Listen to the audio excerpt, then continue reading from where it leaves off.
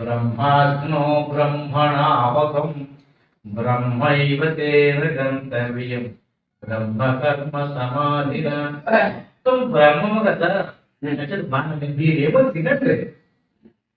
మీరు తిన్నాను ఎవరు నాకు ఇలా మీరు తింటాను లేకపోతే నీకు అలాగే తినను అన్నారు అనుకోండి వాళ్ళు ఏం చిత్రము అలాగే తినదు దాంట్లో లేదు తినండి.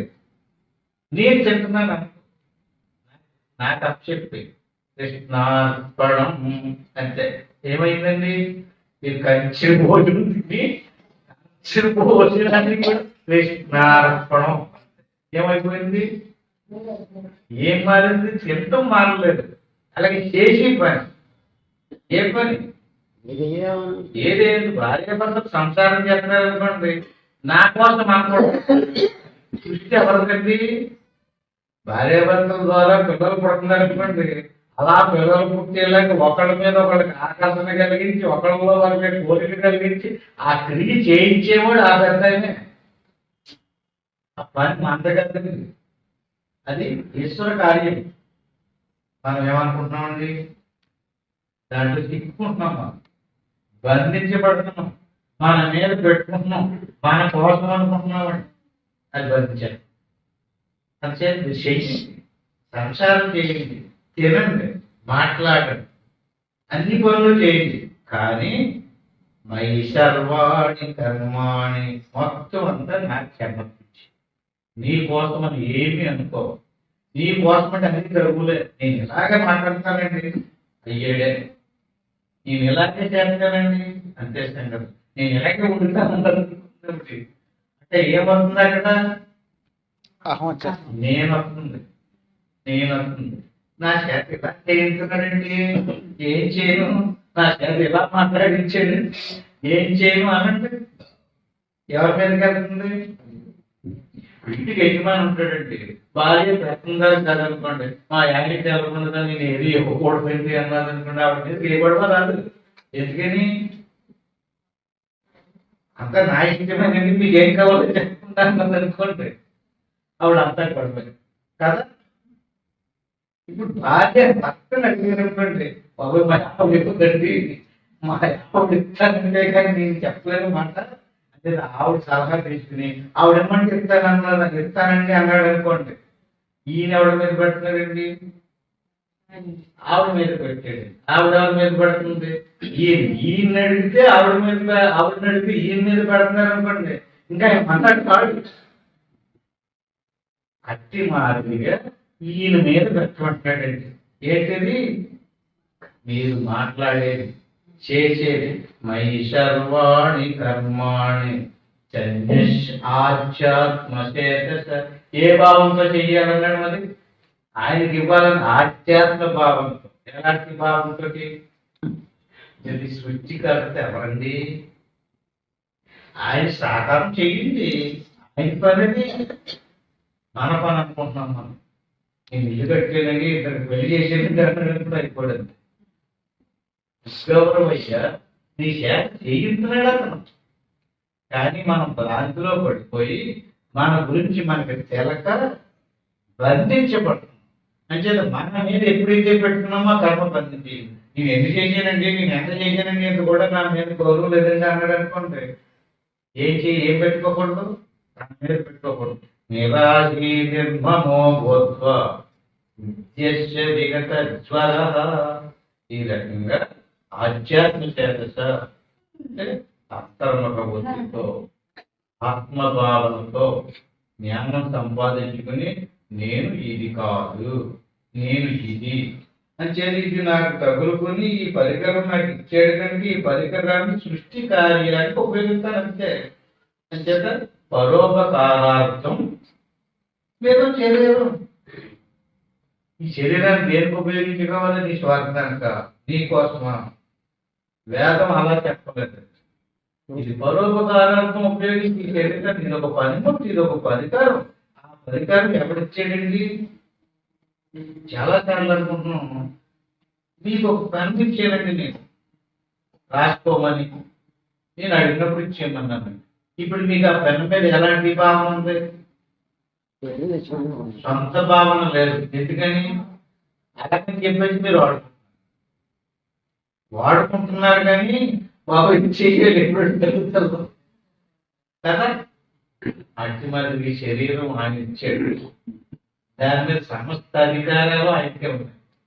ఆయన ఎప్పుడు దాకా ఉంచుతాడో తెలుసు, ఎప్పుడు తీసేసుకుంటాడో తెలుసు. ఇప్పుడు నేను పెన్ ఇచ్చేయమన్నప్పుడు ఇచ్చేయాలి అంతేంటి. ఇవ్వలేదు అనుకోండి, ఏం చేస్తారు?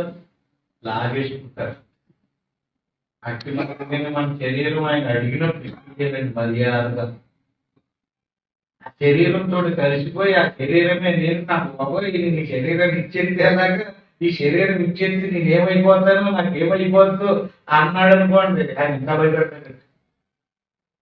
శరీరం నీది కాదు, ముందుగానే తెలుసుకో. ఎప్పుడు అడిగినప్పుడు ఇచ్చేటప్పుడు సిద్ధంగా ఉంది, అంతే అంతే. నిరాశీ నిర్మమోత్వ అంతే. పెట్టుకోకపోతే భ్రాంతి పెట్టుకో, కానీ ఏది మానే. విషయాన్ని ఎంత గొప్పగా చెప్తున్నాడు. మానేసి కూర్చోమంటలేదు, అన్ని చెయ్యయ్యా, తిను, తాగు, అనుభవించు. ఈ శరీరాన్ని ఏమేమి ఎన్ని రకాలుగా ఉపయోగించుకుంటూ ఉపయోగించుకో, కానీ ఆధార్తిష్టంలో చెయ్యి. నేను ఎప్పుడు ఏమంటే అప్పుడు ఇచ్చేసేలాగా. నిరాశీ నిర్మమో గొప్ప. ఈ శరీరం మీద మాత్రం ఏ ఆశ పెట్టుకో. నిరాశ అంటే ఏంటి? ఆశ, నిరాశ. ఇంకా ఆశ లేదు, పెట్టుకోకో. దేని మీద? శరీరం మీద. శరీరంతో చేసే కర్మ మీద.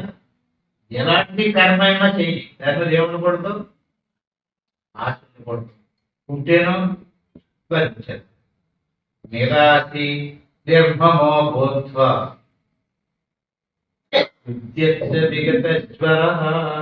ఈ రకంగా సాధన చేయి, ఈ రకంగా ధ్యానం చేయి. నీ స్వరూపం ఇది కాదు, ఇచ్చేదని ముందు నిన్ను నువ్వు తెలుసుకో. ఈ రకంగా తెలుసుకుని ధ్యానం చేసి ఈ రకంగా చెయ్యి. అందుచేత ఇది ఏమేమతమిదం నిత్యం అనుతిష్టంతి మానవా. నేను ఇలాగే సృష్టించాను, కానీ ఏళ్ళే మారిపోయారు. చూశారండి? అసలు మతం ఏదంటే ఏమేమతమిదం నిత్యం అనుతిష్టంతి మానవా శ్రద్ధావంతో అనసూయంతో ముష్యంతే కర్మభిః. కర్మ అనుకోదు. ఎంత మాట అండి, 31 శ్లోకం. ఎంత గొప్ప మాట. ఇంత కర్మ నీకు అంటుకోదు అంటున్నాడండి. అలాగని చెప్పి చేతులు ముట్టుకుని కూర్చోమంటలేదు. మీరు అన్ని పనులు చేయండి, చక్కగా భార్యాభర్తలు సంసారం చేసుకోండి, పిల్లల్ని కానండి, తినడానికి సంపాదించుకోండి, సుఖంగా ఉండండి, సుఖంగా బతకండి. కానీ మీకు ఎదుర్కో. మీరు శరీరానికి ఎలాంటి సంబంధము లేదు. ఇది ప్రకృతి సంబంధం, ప్రకృతి గుణములతో తయారైంది. దేని గుణం అది చూపడుతుంది.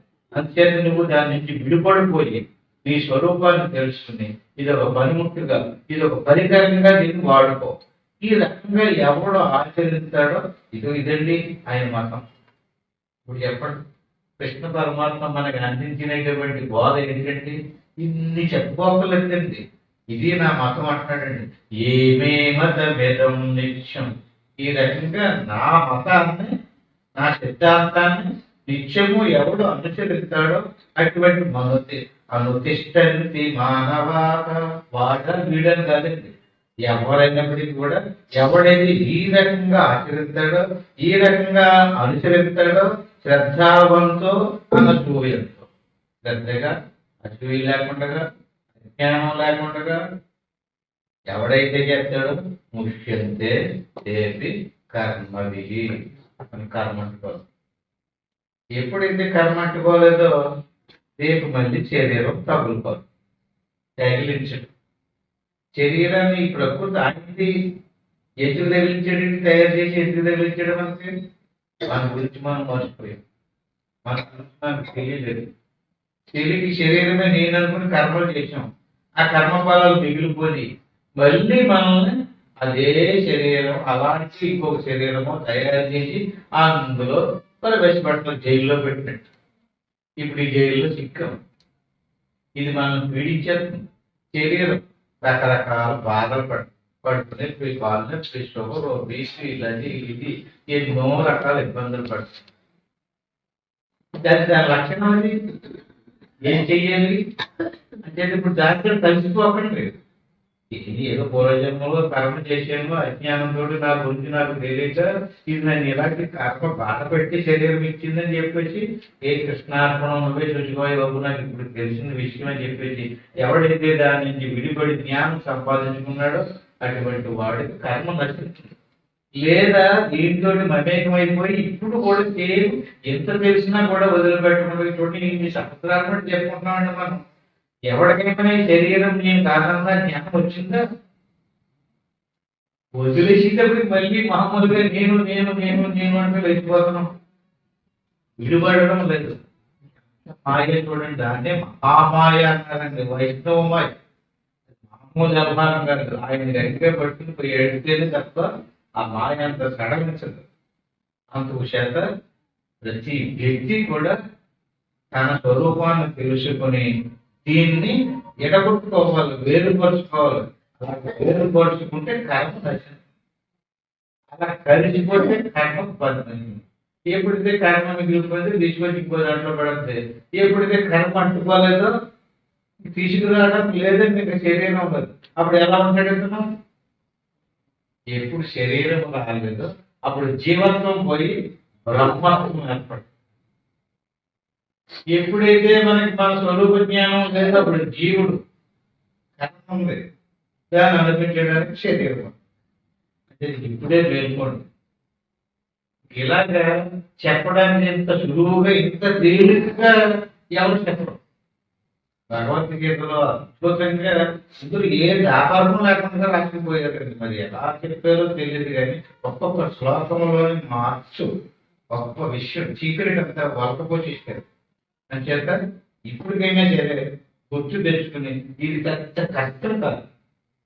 ప్రతి వ్యక్తి కూడా కళ్ళు మూసిన చక్కగా ధ్యానం చేసుకుంటూ దీని మీద వైరాగ్యం కలిగి ప్రకృతిని తెలుసుకునేటటువంటి శరీరాన్ని ధరించి భరించి దానితో వచ్చేటటువంటి సుఖ దుఃఖాల కర్మఫలాలను సుఖ దుఃఖాల రూపంలో అనుభవించేటటువంటి జీవుడు ఎవరైతే ఉన్నాడో అతను జీవుడు కాదు, జీవో దేవ సనాతన సోహం.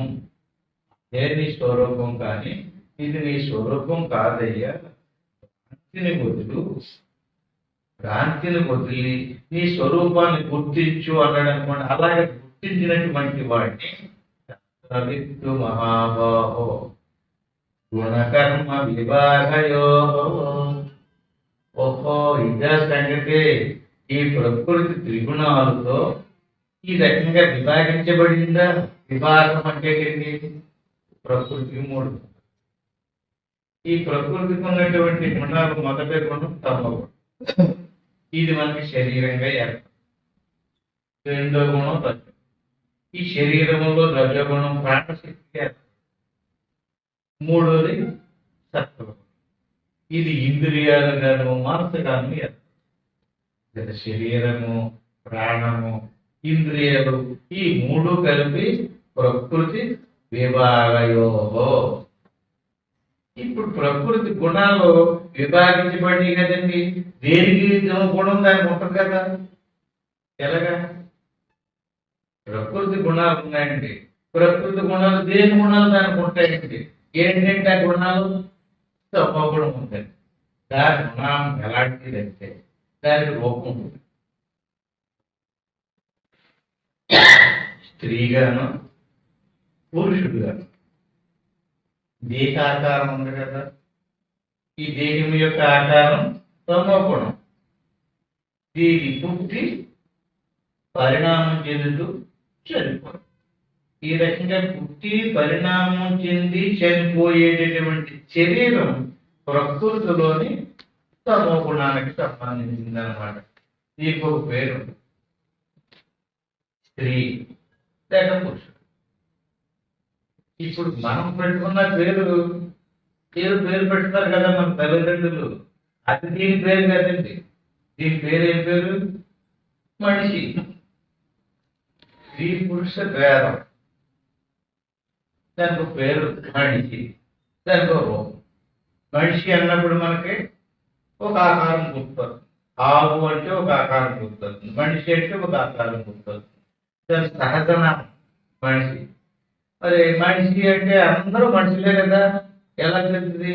అది ప్రతి ఒక్కరు గుర్తు కోసం ఒక పేరు పెట్టారు.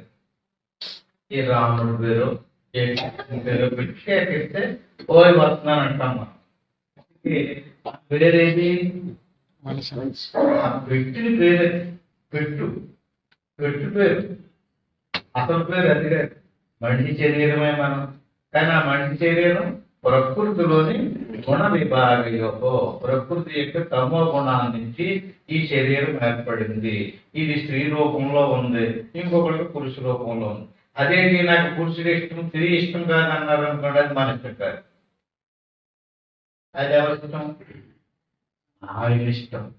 అంటే దాన్ని ఆయన విభాగించడం అనమాట అండి. ఇతను చేసిన కర్మను బట్టి ఇతనికి తమో గుణంతో, అంటే మనం చూడండి పిండి వంటలు చేసేటప్పుడు బూర్లు గారులు ఎలాగ ఉంటామో అట్టి మాదిరిగా ఈ ప్రకృతిని తీసుకుని మన శరీరాలను తయారు చేసాడు. తయారు చేసినప్పుడు ఇతను చేసిన కర్మ బట్టి ఇతనికి స్త్రీ శరీరం ఇవ్వాలా, పురుష శరీరాన్ని ఇవ్వాలా, దరిద్రుడిగా పుట్టించాలా, ధనవంతుడిగా పుట్టించాలా, మహారాజుగా పుట్టించాలా, అడుక్కునేవాడిగా పుట్టించాలా, అంగవికరుడిగా పుట్టించాలా, అన్ని అవయవాలు ఉన్నవాడిగా పుట్టించాలి. అదంతా చూసుకునైనా శరీరాన్ని సృష్టించాడు. అంటే తమో గుణంతో ఏర్పడినటువంటి తమో గుణం యొక్క విభాగం శరీరాలు. ఇది పేరు రూపము, స్త్రీ పురుష భేదం. సాగు పుట్టుగా దీని లక్షణాలు, తమో గుణం యొక్క లక్షణాలు అవి మారవంటి. ఎందుకని మనం మార్చాలన్నా సరే మార్చేద్దామని మన తెలివితేటలను ఉపయోగించి మార్చేద్దాం అనుకున్నారనుకోండి, మారదు. దాని గుణం అలాంటిది. దాని గుణం దాన్ని అలా చూపెడతానే ఉంటుంది. తాగకుండా ఉంచుదారని ప్రయత్నం చేసామనుకోండి పోతుంది. దాని లక్షణం అది, దాని గుణం అది. అది అలా పుట్టి పరిణామం చెందుకుంటూ పోవచ్చింది. ఇప్పుడు దాంట్లో ప్రాణం ఉంది. ఈ ప్రాణం రజోగుణ విభాగం. అది శరీరంలోని ప్రాణ రూపంలో ప్రవేశించి 5 విభాగాలుగా పంచ ప్రాణాలు అంటారు. ధ్యానము, ఉదాహరణ, సమానము, అపానం. ఈ ప్రాణాపానాల 5 ఉంటులతోటి కూడా శరీరంలో ఉండి శరీరాన్ని కదిలించి ఆకలి దప్పుల్ని కలిగి, ఈ శరీరంలో ప్రాణం ఆకలి దప్పులు కలిగించడం వల్ల శరీరం బలంగా దృఢంగా కనపడదు, సజీవంగా కనపడదు. ఏ శరీరంలో ప్రాణం పక్కకి తప్పుకుందో ఆ శరీరం శవం. ప్రాణం వేరు, శరీరం వేరు. ఈ శరీరం తమో గుణం, ప్రాణం రజోగుణం యొక్క విభాగం. ఇప్పుడు దాని లోపల సత్వగుణ విభాగం. ఈ సత్వగుణం మనసు, బుద్ధి, చిత్త, అహంకారాలని 4గా లోపల శ్రోత్రేంద్రియము, త్వగింద్రియము, చక్షురింద్రియము, జీవేంద్రియము, ప్రాణేంద్రియము, వెలుపలి ఇంద్రియాలు అన్నమాట. అంటే సత్వగుణం జ్ఞానేంద్రియాలుగాను అంతరేంద్రియాలుగాను పనిచేస్తారు. ఇవి వాటి గుణాలు. శ్రోత్రేంద్రియం ఉందనుకోండి, మీరు ఎన్నా వినకపోయినా బయట ఏదైనా శబ్దం వినబడితే చక్కమని ఆ శబ్దం మనకి సంకేతం వచ్చేది. పన్ను ఇప్పి చూడగానే ఆ రూపం తెలుసు. నాలుగు మీద ఏదైనా పెట్టగానే చూసి తెలుసు. కడుపులు వెలిగించితే వెంటనే వాసన చెప్పారు. ఈ రకంగా ప్రతి ఇంద్రియం ఒక్కొక్క పని చేస్తారు. అది సత్వ గుణానికి సంబంధించి. మనసు ఎప్పుడు ఏదో ఆలోచన, పుట్టిన దగ్గర నుంచి ఎప్పటి వరకు బాధలు ఎన్ని పడ్డాయో, సుఖాలు ఎన్ని పడ్డాదో, ఏం చూసిందో, ఏం చేసిందో, ఏమనిపించిందో అంత స్మృతిలో పెట్టుకుంది. ఈ రకంగా గుణకర్మ విభాగయోహో తత్వవిత్తు మహాబాహో, ఇతను మహానుభావుడు, ఇతను జ్ఞాని, ఇతనికి సత్యం తెలిసింది. ఇతను ఏమనుకుంటున్నాడంటే పుట్టుక నాది కాదు, అది ప్రకృతిలోని తమో గుణానికి సంబంధించింది. ఈ స్త్రీ పురుషులు నేను కాదు, నాది కాదు, అది ప్రకృతికి సంబంధించింది. అంచేత నేను దీనికి వెనకాల ఉన్నటువంటి సచ్చిదానంద స్వరూపాన్ని, బ్రహ్మమును, ఈ రకంగా ఆకలి దెబ్బకులు ప్రాణానికి సంబంధించినవి, సుఖ దుఃఖాలు మనసుకు సంబంధించినవి. అంచేత నేను శరీరమును కాదు, ప్రాణమును కాదు, మనసును కూడా కాదు. ఈ మూడింటికి ఆధారంగా ఉన్నాను నేను, ఈ మూడింటికి అధిష్టానంగా ఉన్నాను నేను. అందుచేత నేను బ్రహ్మము, నేను సాక్షాత్తు బ్రహ్మము, నేను శరీరం కాదు, జీవుణ్ణి కూడా కాదు. ఎందుకంటే ఇది నేను అనుకుంటే ఆ బ్రహ్మమునకు జీవుడు అంటారు. ఇప్పుడు నేను ఇదిగా అనుకున్నాం అనుకోండి, మన గురించి తెలుసుకున్నాం అనుకోండి, అంచేత గుణేటి వర్తంత ఇది మత్వ నశించేది. అంచేత గుణాలు ఒక దాంట్లో ఒకటి కలిసిపోయి దాని యొక్క లక్షణాలు, దాని యొక్క గుణాలు చూపెడుతుందే తప్ప ఈ గుణాలు ఏవి నాకు సంబంధం లేదు. నేను దీనికి అంతటికీ కూడా అధిష్టానాన్ని, ఆత్మస్వరూపాన్ని, బ్రహ్మం యొక్క స్వరూపం నాది, అహం బ్రహ్మస్మి, నేను ఈ ప్రకృతి స్వరూపం కాదు అని ఎవడైతే తెలుసుకున్నాడో అటువంటి మహానుభావుడు తత్వవిత్తు మహాబాహో. అంటే ఒక జన్మలో కలగకపోయినా అనేక జన్మల యొక్క విచారణ బలంతో అప్పుడు ఈ జ్ఞానం కలగాలనుకోండి. ఇప్పుడు ఈ మన శరీరాలు ఇచ్చే పెద్ద ఆయన ఉన్నారు కదండి, ఈ జ్ఞానం రానప్పుడు ఆ పెద్ద ఆయన్ని పట్టుకుని దేవుడా, ఓ దేవుడా, ఓ పరమేశ్వర, నాకు జ్ఞానాన్ని కలిగించు, నాకు ముక్తిని ప్రసాదించవయ్యా, నాకు ముక్తిని ప్రసాదించవయ్యా అంటూ మనం ఆయన గురించి గోడుని పిలిస్తే, ప్రార్థింటే, అనేక విధాలుగా సత్కర్మలు చేస్తే అప్పుడు ఈశ్వరానుగ్రహంతో ఈశ్వరుడు తనకి ఒక గురువుని చూపడతాడు. సత్కర్మలు చేసేటండి, పుణ్యకర్మలు చేసేటండి, వదిలిపెట్టడం. ఆయన ఏం చేస్తాడు, సత్మార్గాన్ని చూపించి, అయ్యో నువ్వు అనవసరంగా విలపిస్తున్నావు, నువ్వెవరో కాదు నాయన, సాక్షాత్తు నీవు నేను ఒక్కటే. ఇదే తత్వమసి అంటే వేదములోని తత్వసి మహావాక్యం అర్థం జీవుడు ఈశ్వరుడు ఇద్దరు కాదు, ఒక్కటే.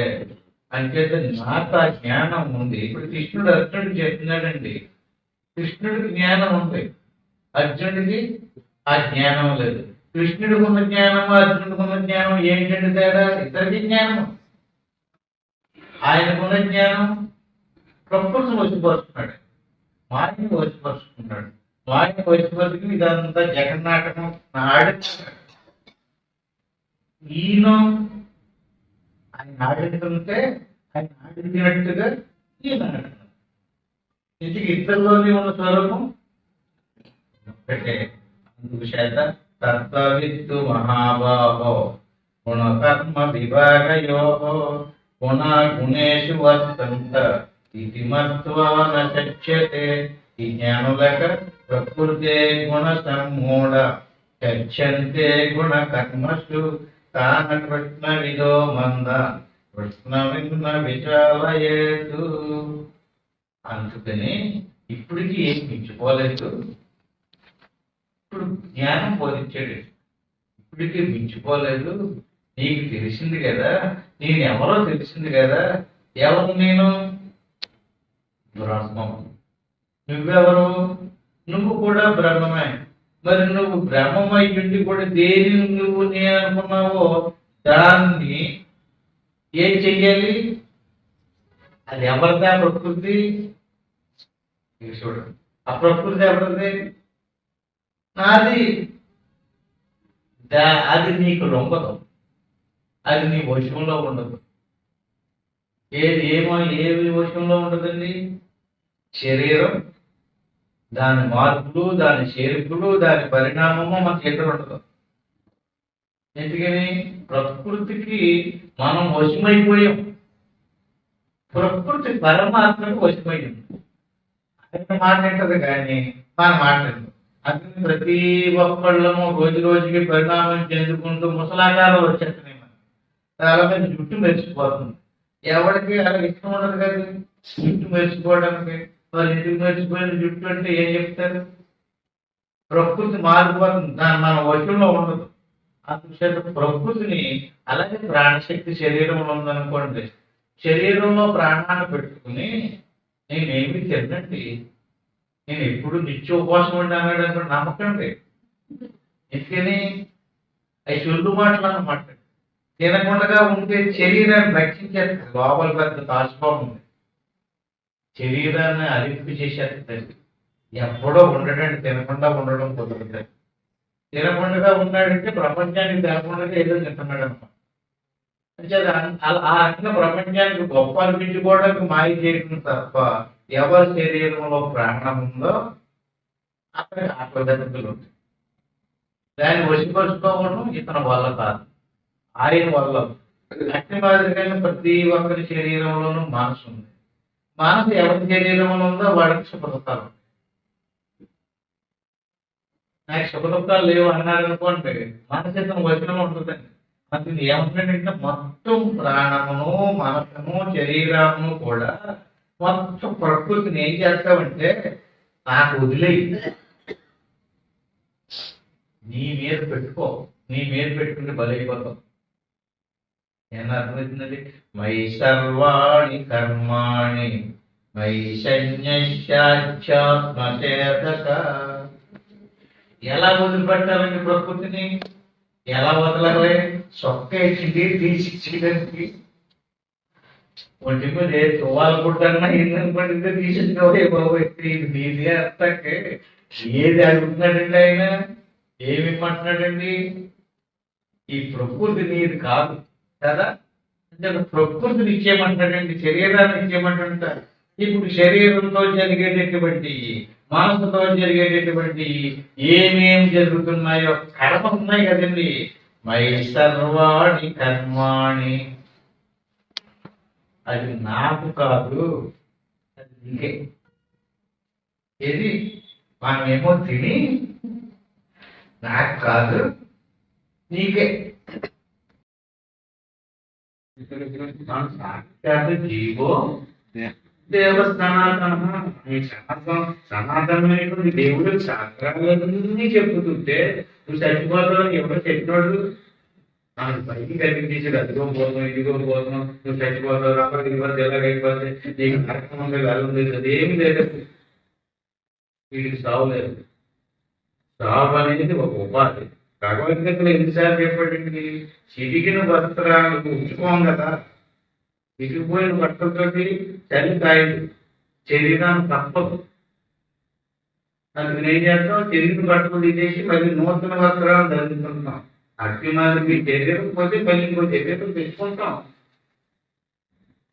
అంతేగాని లోపలోడికి సాగుతుంది, లోపలోడి చిరంజీవి సత్యం శాశ్వతం సచ్చిదానంద స్వరూపం. శరీరం నేననుకోవడం వల్ల అన్ని బాధలకే మూల కారణం శరీరం అంటారు. అంతేత లోపలికి వెళ్ళినటువంటి స్థితి అనుభవానికి తెచ్చుకున్నట్లయితే అక్కడ కలిగినటువంటి అనుభవానికి సంబంధించినటువంటి జ్ఞానం గీత.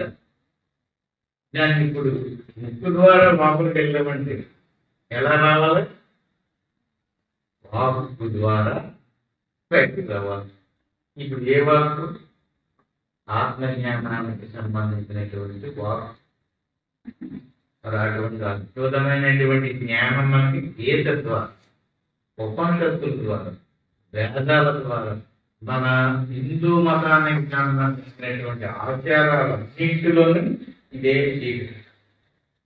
సరే, దేశవ్యాప్తంగా వేళ 30 ఏకాదశి పన్నుల పండుగగా జరుపుకుంటారు. దేవాలయాలు టిక్కెట్లాడిపోతారు, ఎక్కడ ఖాళీ లేదు. ఎంతో పర్వతంతో గోవిందా గోవిందా అంటూ దేవుడు దర్శించి వచ్చినోడు లేదు. ఆయన మరణం తెలియలేదు, మరుగు తెలియలేదు, లోపలికి వెళ్ళాలి, లోపల నుంచి బయటకు రావాలి. బయటికి ఎందుకు రావాలి? బయట ఉన్నవాడిని లోపలికి పంపడానికి. నాకు ఆడుకోవడం నాకు ఎందుకు అనుకుంటే ఈ హిమాలయాలకి కొండ గొప్పలో పోయి కూర్చోదు. విషయం ఏంటి? లోపలికి వెళ్ళిపోయి మౌనంగా ఉండిపోయినటువంటి వాడి కంటే లోపలికి వెళ్ళొచ్చి బయట ఉన్న వాడిని కూడా లోపలికి పంపించడానికి యథావిధర్మించారు. ఇలాంటి అభ్యుత్నం తదాత్మానం ఎవరి కోసం వచ్చాడండి? శరీరం తెప్పించుకుని చెప్పేటది శరీరం నేను ఏకకాలం ఉంచుకోను, దీన్ని నేను వదిలేదు. శరీరం తగిలించుకోవాలంటే ఎలా రావాలని నువ్వు చాలా ఆలోచించింది. ఇలా గాలి లాంటి శరీరాన్ని ఎవరు కల్పించుకోలేదు. చూడండి, మహావిష్ణువే శరీరం ధరించుకోవాలంటే ఇంకొక స్త్రీ పురుషులను ఆశ్రయించారు. వాళ్ళ సంయోగంలో ఉత్పన్నమైనటువంటి శుక్ల చౌండలతో తగిన శరీరాన్ని ధరించారు. దేవకి వచ్చి దేవుడికి పుట్టాడు దిక్కాడు, దశరథుడు కౌశల్యకి పుట్టాడు మహావిష్ణు రాముడి కింద కదా. దశావతారాలన్నీ చూడండి, అక్కడ అంతేనే. ఎవరైనా అక్కడ గాలిలోని శరీరాన్ని సృష్టించుకున్నారు, ఎవరైనా అంతే కదా. కొన్ని ఎవరి శరీరం అన్న ఉందా? అప్పుడు అవతారాలు ఎత్తినటువంటి వాళ్ళ శరీరాలు ఉన్నాయి. ఎవరికైనా రాముడు ధరించాడు శరీరాన్ని వదిలేసాడు. కృష్ణుడు అంతే, అందరూ అంతే. ఎందుకని? ఆయా సందర్భాల్లో అజ్ఞానాన్ని పోగొట్టి అధర్మాన్ని పోగొట్టి మళ్ళీ ధర్మం వైపు జ్ఞానాన్ని కలిగించి అన్యాయం అయిపోకుండా మానవ జన్మ పొందినటువంటి వాడు పశుపక్షాలు ఆహార నిద్ర భయమైతుందని సామాన్యమే పరుస్తున్నారు. నారాయణ మధుకు విశేష అజ్ఞానంతో చనిపోతున్నాడు. చనిపోవడం వల్ల శరీర భావం నశించడం లేదు. ఎంత చెప్పండి, రామరామయ్య చేస్తున్నాడు శరీర భావన పోగొట్టడం కోసం. దెబ్బే చిన్నది వచ్చేటప్పుడు దెబ్బైతే వచ్చేస్తున్నారంటే శరీర భావం నశించడం లేదు కదా. ఎన్నదంతా ఏమైపోయి ఏ ఏట్లో పోషించినట్టు ఇంత మాట్లాడినప్పుడు ఇంకొక పడిదా తీసేది పాపం పడిపోతున్నారు. ఏం పడుతుంది? మందు పని చేస్తుందా? మందు చేసుకుంటే పని చేయాలి కదండి. ఏం పని చేస్తున్నట్టండి? ఇంతకీ ఇన్ని రోజులు బట్టి బోధించే బాధ మీకు ఏదో అద్భుతం చూపించేయడం కాదండి. మీరు శరీరం కాదు. మీరు శరీరం అన్న భావన చంపడానికే. శరీరం అన్న భావన చనిపోతే మీకు వచ్చే ప్రయోజనం ఏంటండి? ప్రధానమైనటువంటి శత్రువు ఎవరు తెచ్చండి? భయమే. భయమే అన్ని అనార్థాలకే మొదకారు. భయమే రేపు ఏం జరిగిందో, ఏమైపోతుందో, ఏమైపోతే ఏం చేయగలండి? ఏముందండి అతను చేతిలో? నేను ఉండకపోతే ఏమీ లేదు.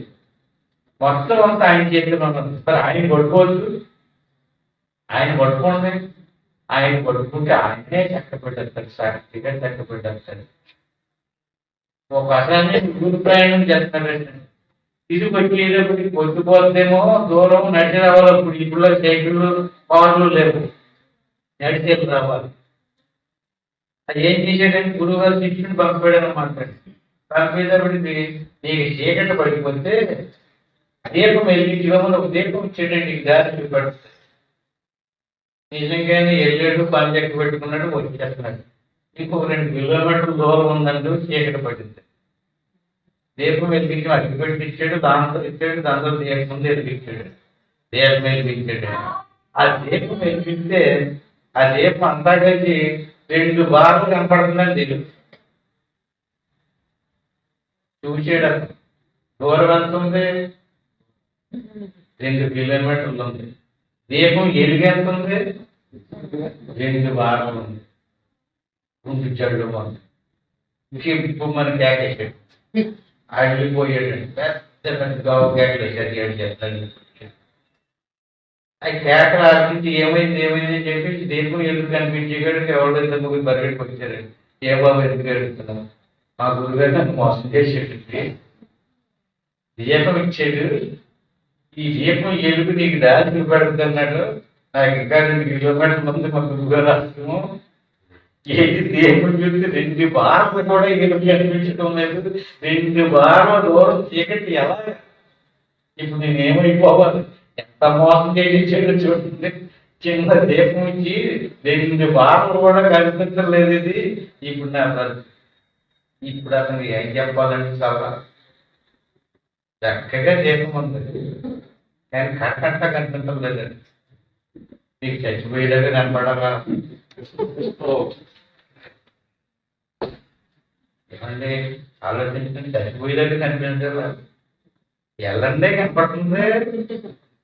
ఈ దీపం పట్టుకుని 2 బార్లు కనపడుతుంది కదండి. ఇంకో 2 బార్లు చూడండి, మళ్ళీ 2 బార్లు వెళ్ళిపోతుంది. అలాగే వెళ్ళండి, కట్టంతా కనపడుతుంది. 2 కిలోమీటర్లే కాదండి, తెల్లారేదాకా కూడా కనపడదు. ఎందుకని వెళ్ళిగోలు ఎలుగు కనపడతానే ఉంటుంది, వెళ్ళిగోలు ఎలుగు కనపడతానే ఉంటుంది. అలా చెప్పాడు ఒకడు, ఒక ముసలాయి. నీకు భయపడద్దు, 2 బార్లు కనపడుతున్నాను కదా, 2 బార్లు వెళ్ళి చూడన్నాడు. నిజంగా 2 బార్లు వెళ్ళి చూస్తే మళ్ళీ ఇంకో 2 బార్లు పెరుగుతాయి, మళ్ళీ 2 బార్లు. మొత్తం గురుగారు ఆశంగా వెళ్ళిపోవడం భయం లేదు. అక్కడ మరి ఈ ఎలుకను పట్టుకోండి. ఏ ఎలుకను వేసన పట్టుకోండి. అలాగా ఎరుపుతో చూడండి, నిద్రమత్తుతో చూడకండి, సంకల్పంతో చూడకండి, కోరికలతో చూడకండి, దేహభావంతో చూడకండి. వదిలేసి చక్కగా అలా శ్వాసను గమనించుతూ ఉండండి. ఏది మీ మనసులో పెట్టుకోకండి, ఏది నిర్ణయించకండి, ఏమీ ఆలోచించకండి. నడండి అంతే, ప్రయాణం చేయండి. మొత్తం అంతా ఎక్కడికి చేరాలో అక్కడికి చేర్చారు. మరి అద్భుతమైనటువంటి రహస్యం ఇది. మృత్యువును తప్పించుకుని, కర్మలను రద్దు చేసుకుని, తిరిగి మళ్ళీ శరీరం తగులుకోకుండా ఉండేటటువంటి ఉపాయం వదలకుండా ఉండటం. ఎక్కడి దాకా వెళ్ళాలి? ఆశ్రమం దగ్గర వెళ్ళండి, అక్కడ గురువుగారు ఉన్నారు. గురువుగారి దగ్గరికి వెళ్ళండి. ఆశ్రమంలో గురువుగారు, హృదయమే ఆశ్రమం. హృదయంలోనే ఉన్నాడు దేవుడు, ఆయనే గురువు. లోపలికి పెట్టండి, లోపలికి చూడండి. ఇంకా ముగింపుగా ఒక శ్లోకాన్ని చెప్పుకొని భగవద్గీత పుట్టినరోజు కనుక రేపు నుంచి భగవద్గీతనే చెప్పుకుందాం. ఇంకా 4 రోజుల కార్యక్రమం ఉంది. 2వ అధ్యాయం 66వ శ్లోకంతో మొదలు పెట్టుకుందాం. ఉదాహరణ అంతే.